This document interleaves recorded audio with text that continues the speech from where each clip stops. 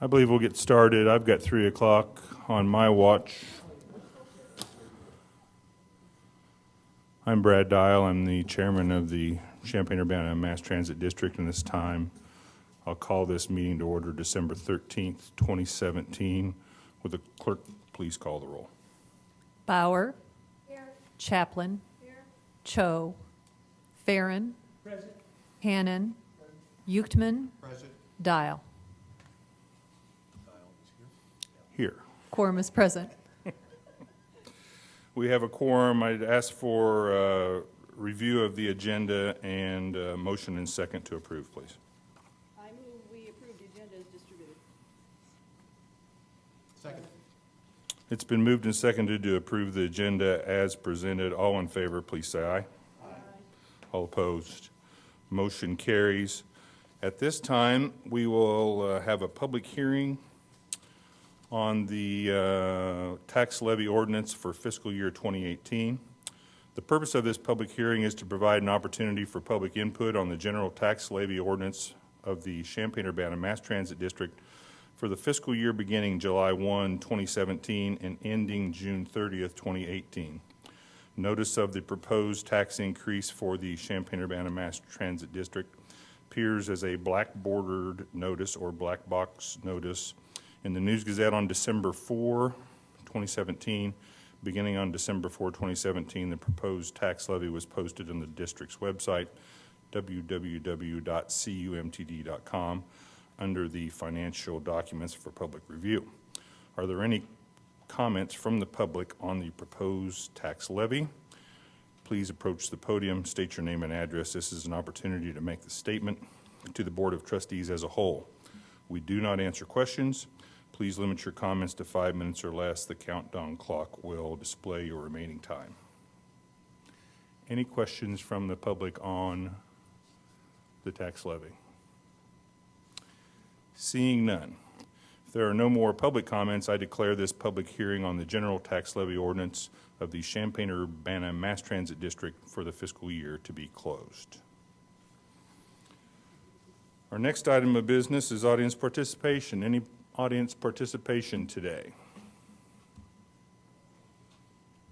Seeing no one rising to approach the podium, we'll move on to item 6, approval of our minutes from the board meeting October 25, 2017. If everyone would review those minutes, I'll ask for a motion in a second. Second. It's been moved and seconded to approve the board meeting minutes of October 25th, 2017. All in favor, please say aye. Aye. All opposed? That motion carries. For communications, we have our 2018 board meeting schedule. If everyone wants to review that, anybody have any glaring issues with that board meeting schedule? Anybody planning on not being here on last Wednesday of the month most of the time? Hopefully you're going to plan on being here. We don't need an approval on that, do we? We'll ask for item 8, which will be the managing director report. Carl.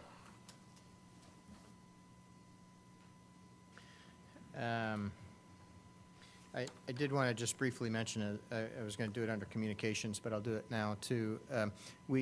I forwarded to each of you, but I just wanted to publicly acknowledge that the Illinois student government forwarded a resolution to us regarding Suburban Express as an over-the-road charter company.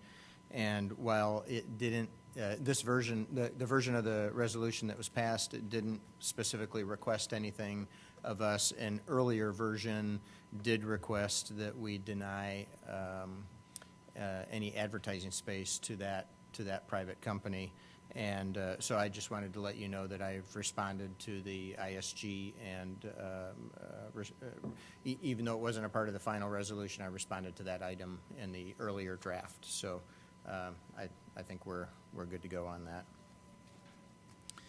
As far as the operating notes, this is relative to the October statistics. Yay, we're back onto Green Street, so that's significant, and that happened in December. So just to let you know, we're a little delayed because this is a combined November-December meeting. So these are not November statistics; they're October. So I don't have November yet, but it's also not December, and it was December 4th that we went back onto regular route. Was that convoluted enough, Linda? But I only bring that up because I wanted to point out that since we've been back on regular route on Green Street, we've seen an increase in ridership of approximately 5,000 trips a day since we've been on regular route. So just to indicate that MCORE was having an impact. And so when we start rerouting again, that we'll see those impacts again. But you can see the ridership statistics there. The operating revenue for the month was $924,676, or 1.5% below October of last year, but we are 4% above this point in time last year for the year to date. And the operating expenses were $2,816,664, or 4.5% above October of 2016, but the year-to-date figure is 3.4% above FY 2017.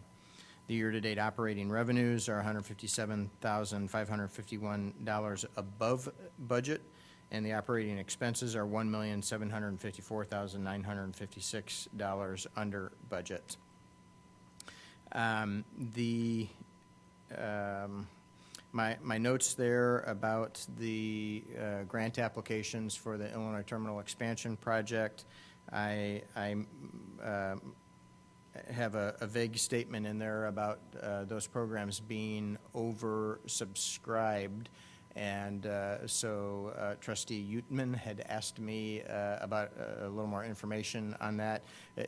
I can't give specifics because I don't have access to the number of applications that they've received or the dollar value of those applications, but I can tell you that based on previous rounds of these grant applications, within the program, that they generally run about 5 to 10 times, the application amount is 5 to 10 times greater than what the available funds are. So it's very significantly oversubscribed. The Bus and Bus Facilities Grant Program, this round that we applied for, has $226 million available, and the Tiger Program has $500 million. $500 million sounds like a lot of money, but when you try to spread that across the entire country, it doesn't go very far. So that's what I was referring to with the oversubscription of those grant programs.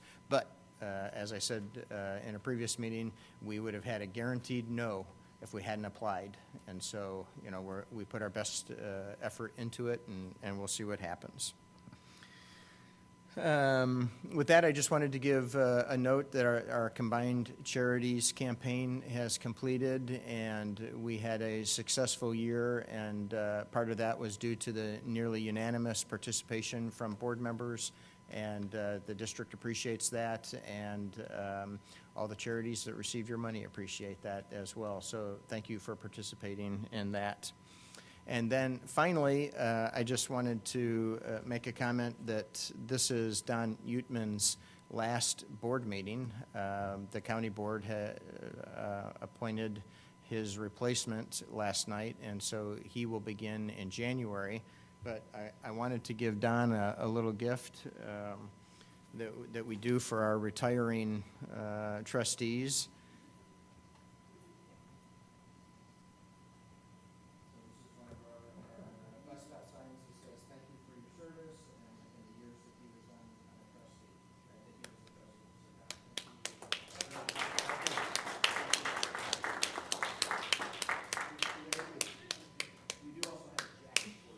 Yeah, I've got that over here. And I would comment that Don is retiring. He's been here 2 terms, 1 partial and 1 full term. He's been a very loyal advocate for public transportation, an eloquent speaker on behalf of the board, former board chair, former administrative chair. He was instrumental in developing the managing director's evaluation form while he was chairman of the administrative committee. So congratulations on your retirement. Thank you very much. Thank you very much. He wants to get a picture of it. You gotta get all the stuff. We gotta get all the. And it looks like a jacket that will weather all storms.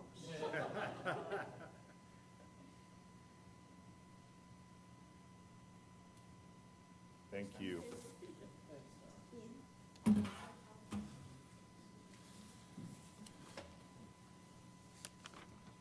And with that, I will take any questions up through page 43.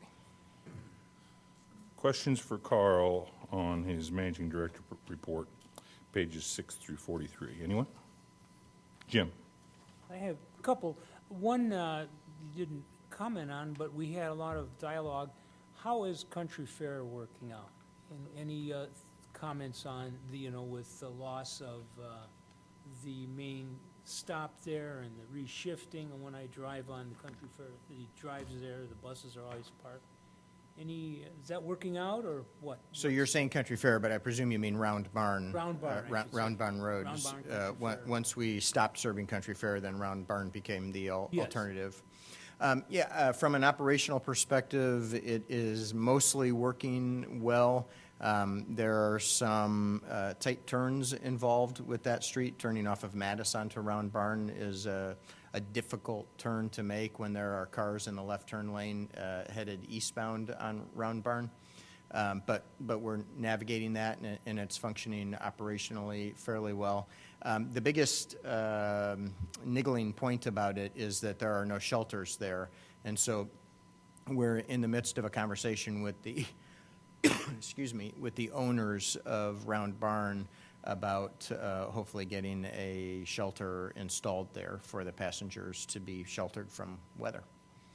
So, So it in looks progress. like the way it is now, with some development, possibly shelters, that's going to be a pretty permanent situation? I would shy away from using the word permanent at this point. We still are looking at alternatives and talking to the city's planning department about some alternatives, but currently, that for the foreseeable future, I guess I would say, how about that, instead of permanent, the foreseeable future, we'll be operating there. Very good. I had a couple other, Sure. Anybody else have a question? Go ahead, Jim. no, but a couple other things. Oh, excuse me, while you're still on that, there was to be a pull-off, a widening area around Barn. Just use your mic there so we can hear what you're saying, please. There was to be a pull-off, a kind of widening area to let the buses stop. We had discussed, not a curb cutout, but we had discussed about actually going into the parking lot and creating a more permanent location there. We talked to the owner about that as well. We have, I suppose that's still an option. If we start going from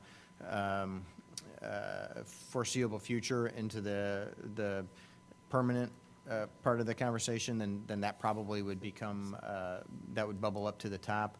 But we sort of set that on the back burner because we want to look at these other alternatives And first. the employees of the people who work at Country Fair, you're hearing from them anymore?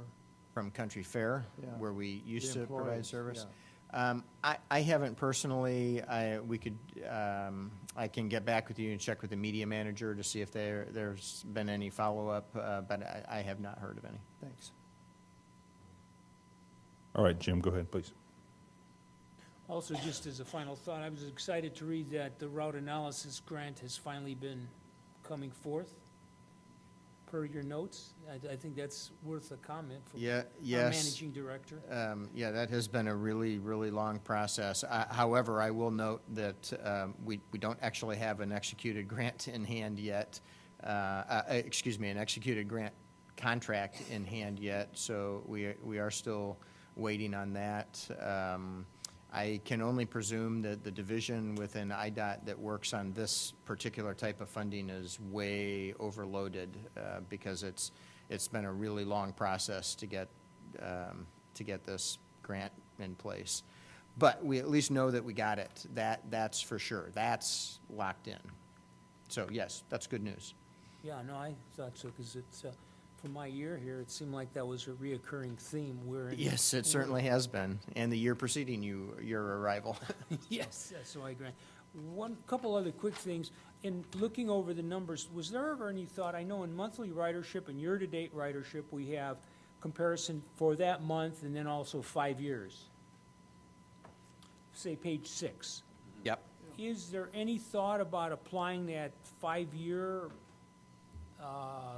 piece of information to operating revenue, year-to-date operating revenue on expenses, a 5-year comparison to? I find that somewhat interesting. You have an inflation effect. I didn't even know, is it possible? I haven't had a conversation about it. It might be. Just raise it, I don't know if anybody else, that's just, I was just curious, we have the 5-year comparison on this ridership, why not on revenue and expenses? Yeah, I just don't have that information at my fingertips. No, I'm not so saying you would, but I'm saying, wouldn't it be great to perhaps incorporate it in our board packet? We can look into it. Yeah, that's what I would like to There's see an, here. excuse me, there's an inflation process. that you Well, go and through there's that. been changes in the budget, so it's probably not going, I mean, I guess we can use it for comparison purposes, but it's going to be difficult to see how we arrived at the change, I guess, in some of those aspects of that. I would probably. agree. I don't know how useful it will be because Yeah. it could I paint grant an inaccurate picture, but we can look into it and see, see how, No, I think, if we can do it and what kind of information there's it inflation, provides. although inflation for the last 5 years has been flat, so that's not a super factor. And granted, there's other influences, but the more data you have as a comparison, longitudinally speaking, is helpful. So it's something to think about, particularly since, you include it in the ridership. And I would think you could glean that data without too much challenge to your analytical staff members. We can look into it. Good thing to look at. See what we could generate and how valuable it would be. Sure. Any other questions for Carl on the board report? All right, we'll move on to our next item, the committee reports, administration. Bruce.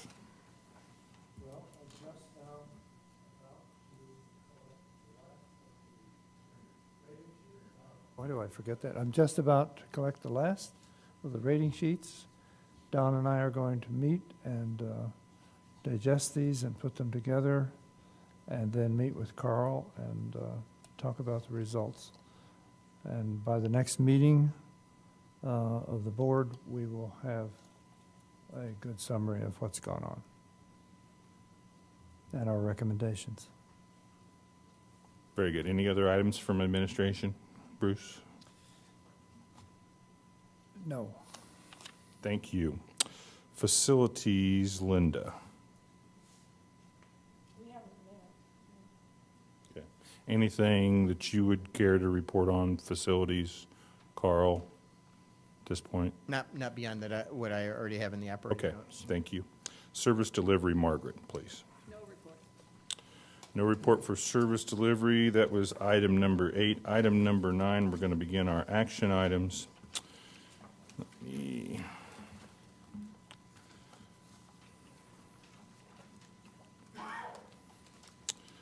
Our first action item is ordinance 2017-8. That is the general tax levy ordinance for FY 2018. And this ordinance basically sets our tax levy for this period, and at the end of the day, the county will let us know how much of that tax levy we'll be receiving. We're setting the levy at a number that we feel is appropriate for what's available to be taxed, but at the end of the day, the county will let us know what that's going to be. I'll ask for a motion and a second to begin discussion on this item.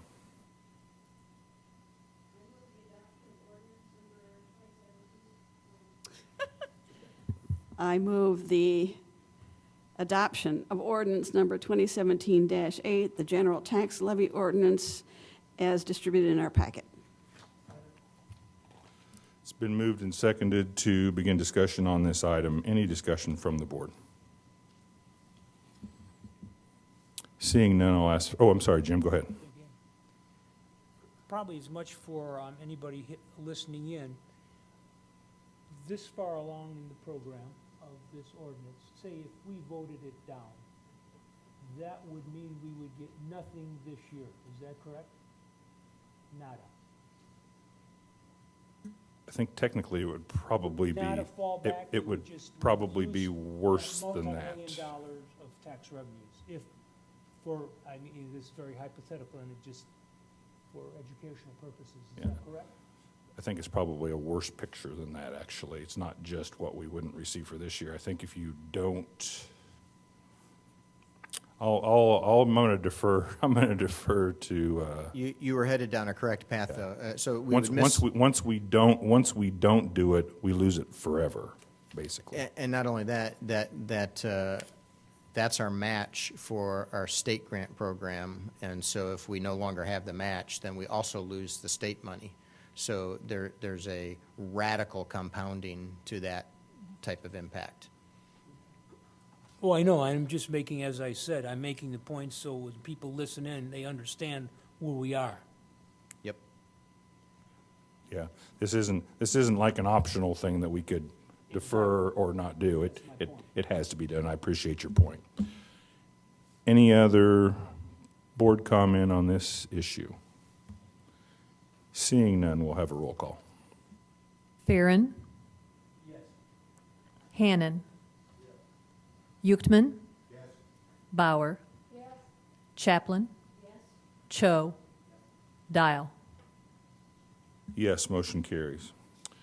Our next item is the approval of a contract for the MCORE kiosks, and it looks like Jane Sullivan will be making a report. Jane.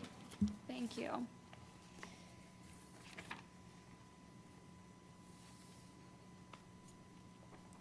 So this request is for approval of a contract with MCS, who we purchase our kiosks from. This includes 16 kiosks, and these are all for new bus stops created with the MCORE project. And I'll just remind you, these are the kiosks that are at high-capacity bus stops. They're custom designs. They're custom designed. They have real-time departure information and passenger information. We also have cameras at each of these.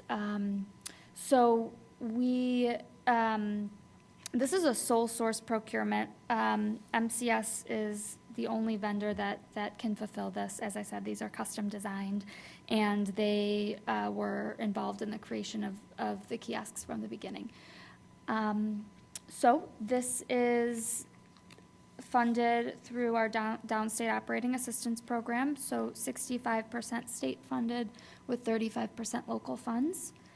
The total contract amount is $1,260,095.40.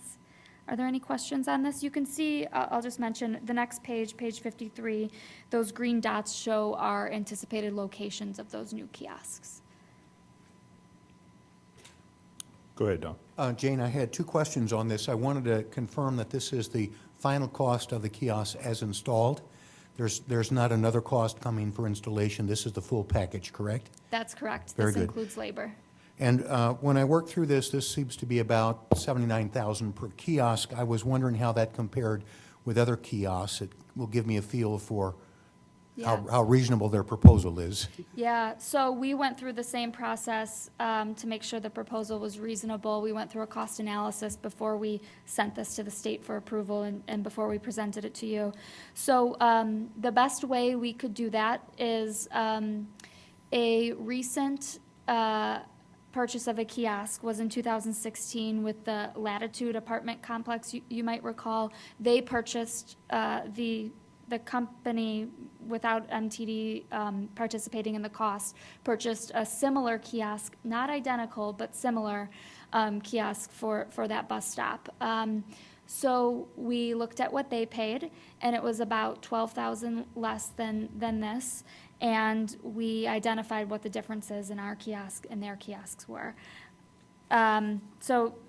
And I can tell you what those are if that would be helpful. The AC unit in the ones we are purchasing is a lot stronger. We've had trouble with AC units in the past in these kiosks to keep all the components cool. So a little bit stronger, more powerful AC unit.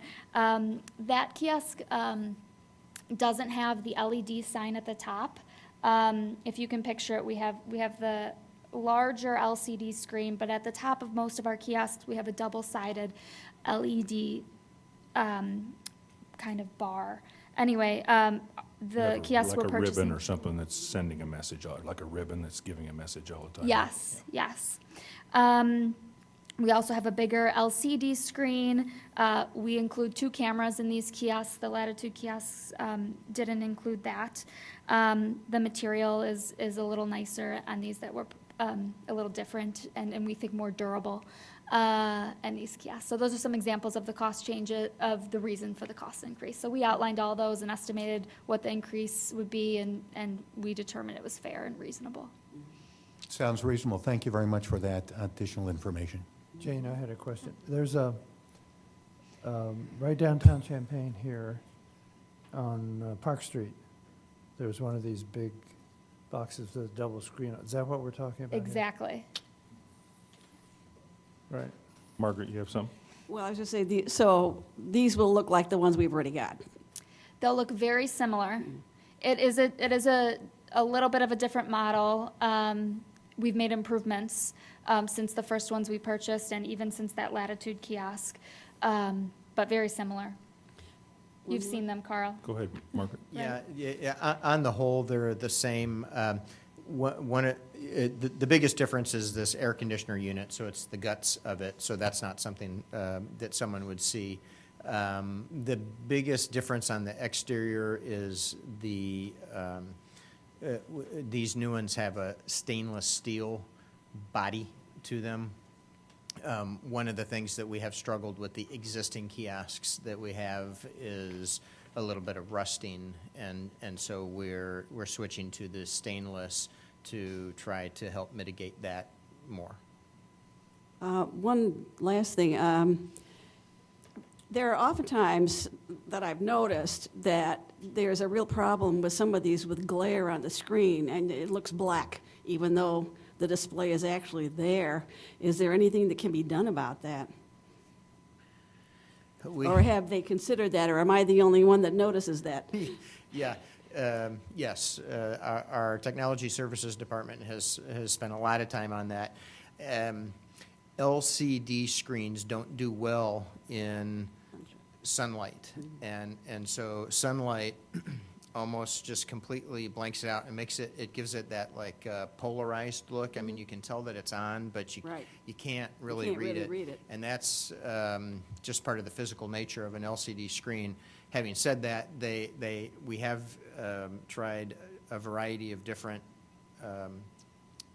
coatings on the glass that would refract the sunlight so that it minimizes that as much as possible. And it's actually improved, although you might not be able to tell the difference, but it is actually improved if you had a side-by-side comparison between a newer one and the older one. So. Would it do any good to increase those tiny roofs? Sure, for a couple of minutes it might improve it. I will say that is one of the reasons why we also have the LED screen on the top in addition to the LCD, because it doesn't have that problem. So you can stand back and you can still get the information on the LED screen. Those also have the benefit of being able to be seen much, much further away. So somebody a block away can see, ooh, I've got X amount of time to, before my bus departs, that kind of thing. But the glare is another reason why those are helpful to have. Anything else from the board on this item? Seeing none, I'll ask for a motion and a second for this. So moved. It's been moved and seconded to purchase, I've already forgotten the amount, 16 passenger information kiosks for an amount of $1,260,000, $260,095.40. All those in favor? Aye. All opposed? Motion carries. Our final action item is Maintenance Facility Expansion Change Order Number 27. Ms. Sullivan will be speaking on this item also. Yeah, and I'll invite, Scott Wachter is here. He is the architect for this project, and so I'll invite him in case you have any architectural questions. Thank you, Scott, for coming today. Appreciate it. So this is change order number 27 for our maintenance facility expansion project. I think it's safe to say this is the final one you'll see. This project is very, very close to completion. This is actually one of the items we need to tie up in order to complete the project. But we have two pieces of this change order. The first is related to the building rotation and the need for additional bar joist extensions and additional labor because the building needed to be rotated. And then the second piece for this $63,892 is for additional steel framing that was needed to support the overhead doors that wasn't anticipated at the time of bid.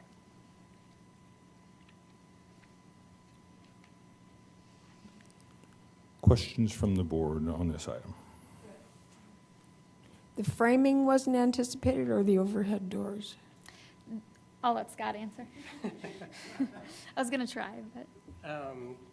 Yeah, this was actually the contractor left it out of his bid. We thought it should have been included, so we had a lot of back and forth.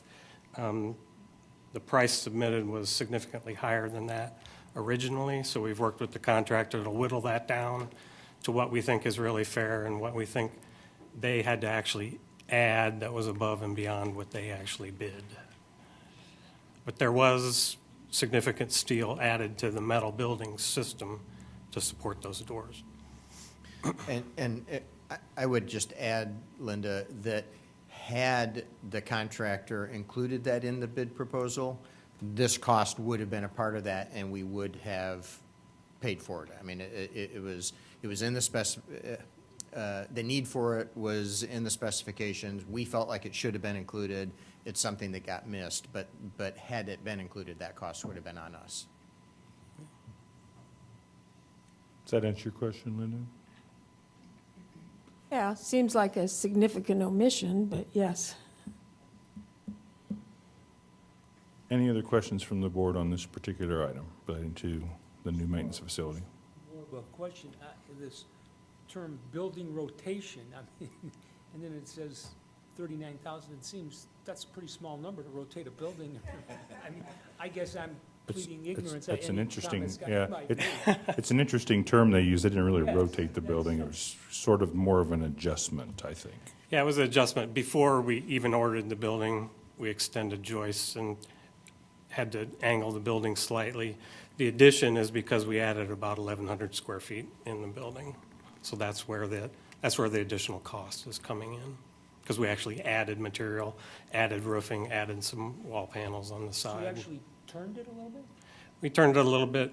Originally, we talked to the city of Urbana, and the right-of-way is kind of odd along University Avenue. It doesn't really follow the road. And we thought we had an agreement that we could violate that right-of-way slightly with Urbana. But then when we actually came back with all the IDOT approvals and stuff, that was actually, 4 or 5 months later. We were dealing with slightly different people at the city of Urbana, so And they Jim, said no. Just to clarify, this is all on paper. we didn't actually break the building and Exactly, rotate it. yeah. This was before the expansion went up. But we had to do a lot of the paperwork to get it redrawn so that, and much of the material had been ordered already and that kind of thing. And so we used the term that we rotated the building, but there was no actual building harmed in this process. Exactly, yeah. Anything else from the board on this item? Seeing none, I'll ask for a motion in a second. Move approval. It's been moved and seconded to approve the fee of, I'm sorry, I'm searching down through here for the change order 27. I'm looking for the final number. $102,997 for change order number 27. All in favor, please say aye. Aye. All opposed? That motion carries. That was our last action item. Our next meeting will be, thank you both, and thanks for coming today. We appreciate it. Our next regularly scheduled meeting will be Thursday, January 25th, 2018, at 3 o'clock.